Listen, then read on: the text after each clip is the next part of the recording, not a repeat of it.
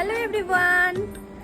তো দেখো এখন কটা বাজে, দেখি এই দেখাও তো কটা বাজে। একদম টাইটায় ঘড়ির কাঁটায় এখন বাজে রাত 12:30, ঠিক আছে। আর আমরা কিন্তু এখনো সবাই জেগে আছি। তো বিষয়টা হচ্ছে আমরা সবাই রেডি হয়ে গেছি আর আমাদের লাগেজপত্র গোছানো হয়ে গেছে। এই দেখো 3টে লাগেজ হয়েছে, 2 ফ্যামিলি 3টে লাগেজ হয়েছে, ঠিক আছে। আমরা এখন বেরোচ্ছি, হঠাৎ প্ল্যান হয়ে গেছে, আমরা একটা জায়গাতে যাচ্ছি।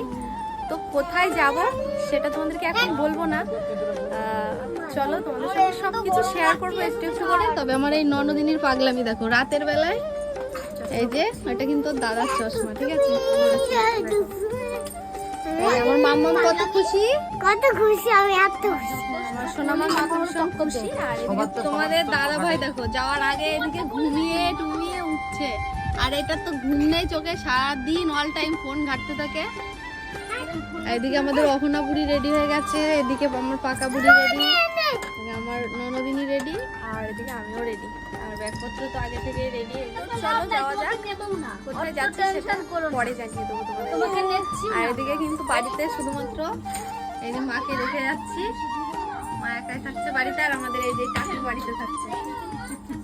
মা টাক বাড়িতে থাকছে। টাকলু বললাম কেন, এই দেখো খুলবে না। এখন কিন্তু বাজে 1টা, ঠিক আছে, 1:10 হয়ে গেছে।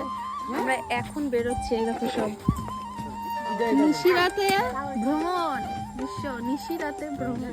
মা টাটা, অনেক টাটা।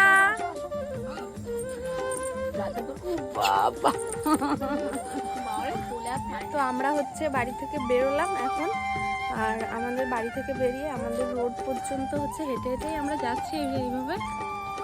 আর আমরা এখন রোড পর্যন্ত যাব হেঁটে হেঁটে, তারপর অমিত দ্বারা আসছে, তারপর আমরা গাড়িতে করে যাব।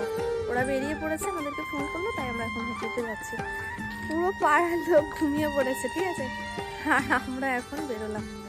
চলো ওই দেখো সামনে পিসিমণির সঙ্গে শ্রুতি যাচ্ছে, আর কিন্তু তোমাদের দাদা ভাই আর আমরা চলে এসেছি গাড়িতে। অমিত দাদের গাড়িটা বেরিয়ে গেছে, আমরা এখন এই গাড়িতে উঠবো। এই গাড়িতে আমরা এই কজন, লাগেজগুলো ঠিকঠাক ভাবে রাখা হচ্ছে এখন।